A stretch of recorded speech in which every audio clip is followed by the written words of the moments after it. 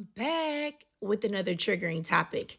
And you know what? Let's talk about passport bros. And before y'all come for me and say, why are we talking about them? Let them leave. Don't beg for them to stay. Please don't do that to me because if you don't know that I think that passport bros are doing a great thing for society, you know now. They are taking themselves out of the dating pool for American women. And that's a good thing because if you're the type of man that is attracted to passport bro content and by default red pill thinking, then you don't need to be dating here. So good riddance.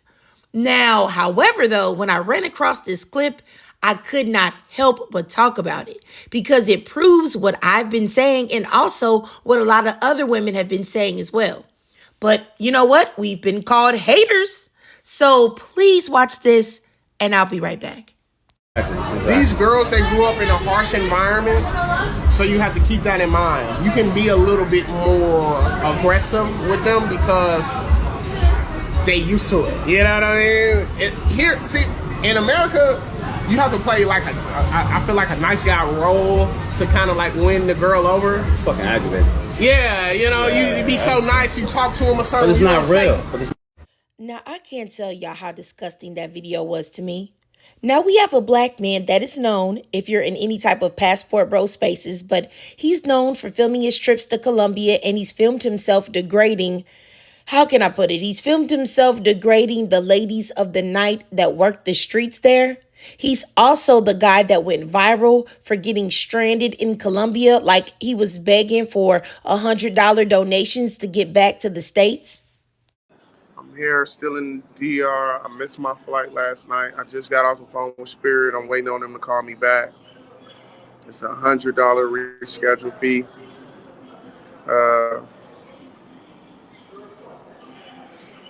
Basically, I need a cash app, guys. I need a cash app to try to get this fee together, man. I'm sick right now. I'm sick as hell. And y'all saw that same Ashley Larry in the video previously talking about how these women have grown up in a harsh environment. So instead of being nice and kind, he can be aggressive with them and treat them badly because they are quote unquote used to it. And then for him and the guy that was talking in the background is saying that, oh yeah, you have to play a nice guy role to get the girl. And the other guy is like, yeah, it's not real. That's crazy. So y'all are saying the quiet part out loud? Y'all are admitting to not being nice men and that y'all also want to treat women aggressively or poorly in another place simply because you can or you think that they will be more accepting of it? Not to mention that Colombia has some of the highest rates of domestic violence and femicide. It is literally embedded in their culture. So these women are abused and taken advantage of a lot. So how can you sit there and think that you're any type of decent man when you want to go somewhere and add to women's trauma? And with that being said, somehow Black American women or even American women in general are supposed to be sad that you're taking your abusive, ashy ways elsewhere. Like women are supposed to be like, oh, wow, I'm missing out on these kings. What? I honestly can't comprehend how you can be this out of touch with reality and completely unaware of who you truly are as a man. Completely delusional, completely out of touch.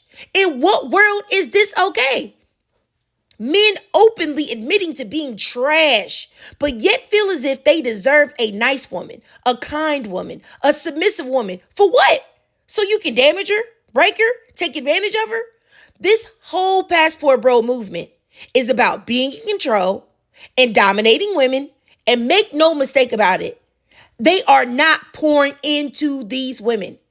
All they want is a relationship where they're going to take. Because they don't want a relationship where both parties give and take. Because if they wanted that, they wouldn't be going anywhere else. They could look for that literally in America. Because their main issue with American women is that American women are asking to be treated like human beings and equals.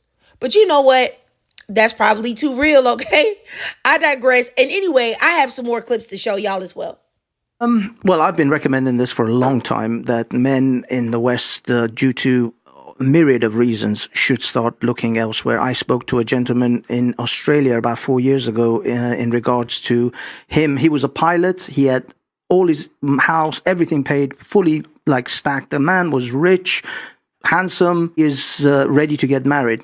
He is going to get married to a lady or a wife where he's going to find them either in Vietnam, Cambodia, Philippines, and a country like that. He's in Australia himself, very wealthy in Australia, but he will not bring his wife to Australia. He will marry her and he will stay with her and build a life in that country, because he knows that if he brings her to Australia, ultimately the feminists in Australia will corrupt her.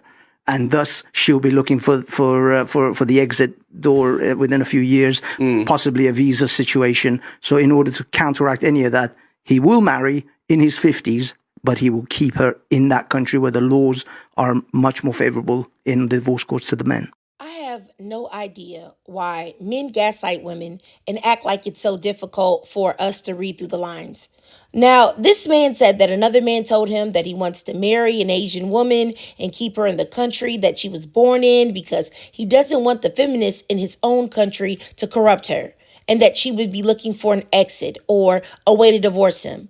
And honestly, thinking about that critically, that should let anyone know that this man doesn't have any plans on treating this woman with respect.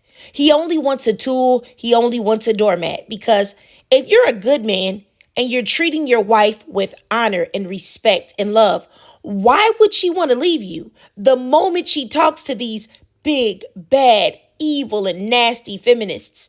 Or are you afraid that they're going to tell her, hey, you know you don't have to accept this life of servitude or abuse? You know, him knocking your head between the washer and dryer daily is not cool, and you don't have to take that. Is that what you're afraid of her realizing? Is that what you're afraid of her coming to know? And what's crazy is that this man still mentioned divorce. He mentioned divorce in her country, that he would want to be somewhere where divorce odds would be favorable to him. So he knows divorce is a possibility no matter where they are, because these men don't plan on treating these women with respect at all. And it really blows me when these men truly act like women are jealous because they are leaving. Like, sir, you are doing all of the women in your community a favor. Seriously, you're doing them a solid. But let's move forward. Now, I saw this TikTok of this man saying POV, when you marry a submissive Japanese wife as a black man, while Western feminist women stay bitter and mad.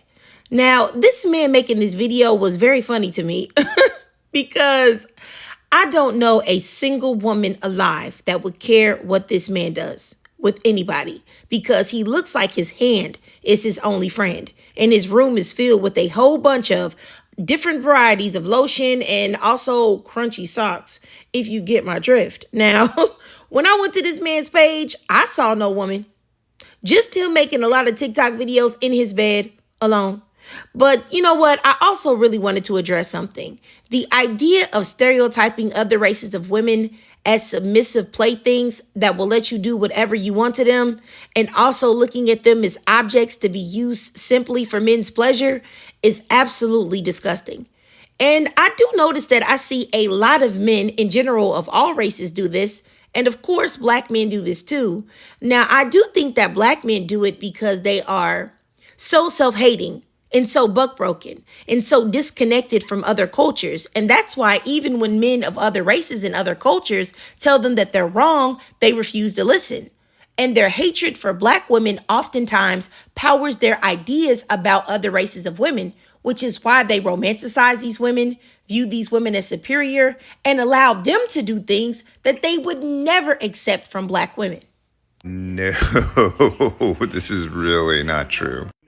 Of course, my version of Asian, I'm speaking mostly of East Asian, Japanese, Korean, Chinese women who are the ones I know the most well, especially when it comes to Japanese and Korean women who, you know, I'm Japanese, you know, I have a lot of female Japanese relatives, and I'm married to a Korean woman.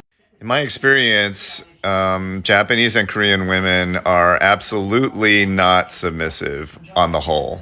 In my experience, they tend to be actually more strong-willed than the typical woman, at least in the United States. My question to you is, when are you going to learn about my culture? And give you an example.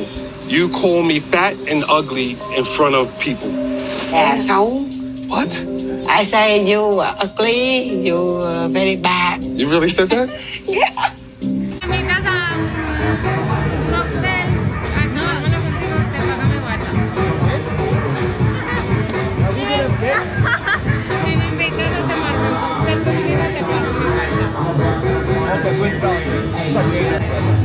Now you have a Japanese man saying that Japanese women and other Asian women are not submissive, but men that are not even in that culture will not listen to him about his own people. Then you have a black man that's out there passport broing it because black women are so mean and nasty, only to go to another culture and get called old and fat to his face. Not to mention, you know what? I'm shocked by that actually, because I could have sworn that men never get looked at as old. I thought that that was something that was only reserved for women. You know, men are supposed to retain their youth and vigor and be looked at as the best in the world forever. But you know what?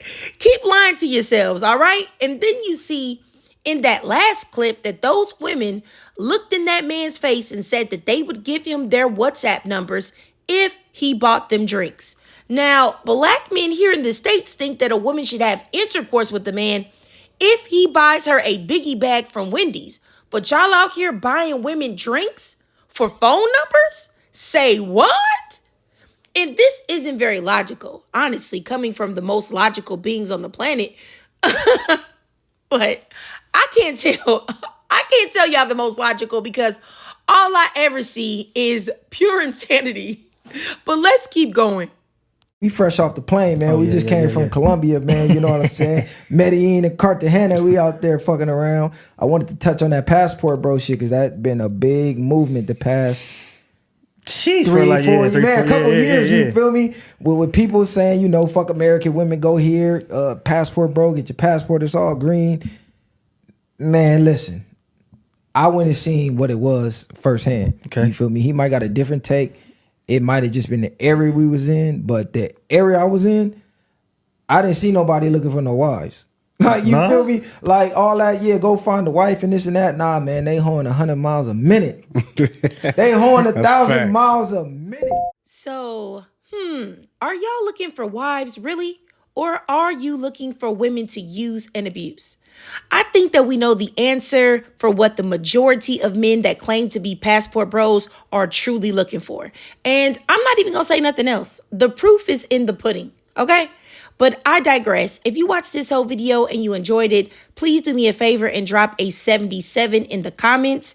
And if you can't donate to my Cash App above to help support the channel, that's no problem at all. Just do your girl a free favor. Please slide on over there to TikTok. Follow me over there. I live stream there exclusively. I know that you will love it over there. We uplift each other. We speak life to each other. It gets messy over there sometimes. We have debates, etc., etc. Now, I will be trying my best to get this live stream situation going from YouTube and TikTok at the same time. But my birthday is coming up next month, so I'm going to be busy, okay, celebrating, all right? So if you want to drop your girl a little gift, you can. But after that, after I get through my birthday and all of that stuff, all the celebrating, then I will really be getting on track with trying to live stream on TikTok and on YouTube at the same time. And I'm actually going to try to get a schedule on exactly what times that I'm going to live stream. That way, you know, you guys can always look forward to me being in some place at the exact time that you guys can depend on, you know, but it might take me a while to be able to get an exact time together, but I will start the live stream in those situations after my birthday and stuff and all of that passes. And also, if you want to follow me on YouTube, you guys your support has meant the world to me, honestly. I've managed to reach 10,000 subscribers here on YouTube, and I just want to tell you guys, thank you so much. Thank you for the support. It really means a lot. I made a post about it on my community tab, but just in case you didn't read that, I'll just say quickly that it's really been my dream of mine to always have a group of Black women as sisters, to build a sisterhood for Black women. And I'm hoping that it can reach all over, but at least in the United States, I really would love for it to just get bigger and bigger and bigger and bigger, because people always try to attack Black women, but we really do have a sisterhood. And I would love to build a sisterhood where all we do is love on each other, uplift each other, speak life into each other, even if we need to talk about hard topics or things that may seem to be, you know, like, hey, sis, you don't do it this way. You need to do it this way, or don't allow yourself to be treated that way. Even if we have to have hard-hitting conversations, all of it, I want it to be centered around love and all of us becoming the best versions of ourselves as Black women and Black girls that we can. So I really do hope that that is what my channel can eventually be. I really do hope that. And I didn't really want to write a script for this. I just wanted to say it off the top of my head and just let y'all know how I feel in my heart. I really do truly, truly love Black women. And I really do hope that you guys can feel that in the words that I say and in the content that I make. And I'm always going to try to listen to the things that you guys say that y'all want to hear. Just give me a second to implement it on the channel, because I always want you guys to feel seen, heard, and validated here. So I just wanted to say that I love y'all. I love y'all. I love y'all. And I appreciate y'all so much for allowing me to reach this milestone of 10,000, because I never thought that I would be able to make it to that point. And it really means a lot that you guys support me and you watch my videos. It really does mean a lot. I know that it sounds just like cliche, like saying it means a lot, but it really does. It warms my heart to see you guys' comments. It warms my heart to see you watching my videos. And I just hope that I can not let you guys down. And I hope that you as a Black woman, if you do hear my words, that you do feel empowered, because that is my only motivation for you guys to be the best versions of yourselves and be authentically happy, however you choose to be that. All I want you to do is be happy. But anyway, let me get on off that. I appreciate that. And I always love to hear from y'all. So please drop y'all thoughts, comments, and feelings down below.